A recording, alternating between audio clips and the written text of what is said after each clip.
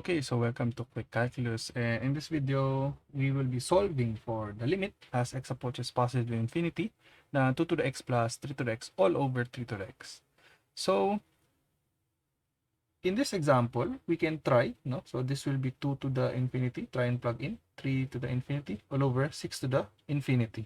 So, this will become infinity over infinity. And this is an indeterminate form, no?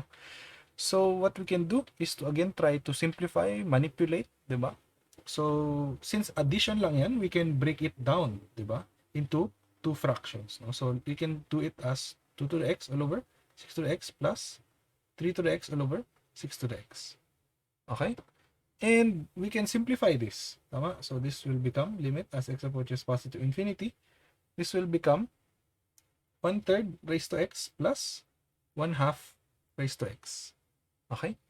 And remember from our previous video na if a is between 0 and 1, meaning it's a fraction, di ba? The limit as x approaches positive infinity of a to the x is equal to 0. And these two are exactly in that form. No? So this will just become 0 and this also is 0. So the limit is just equal to 0. No? So limit as x approaches positive infinity, now 2 to the x plus 3 to the x over 6 to the x is equal to 0. Okay, so kailangan lang na we will put the terms into the forms na alam natin, no? Which is a to the x. And decide kung a to the x is greater than 1 or between 0 and 1.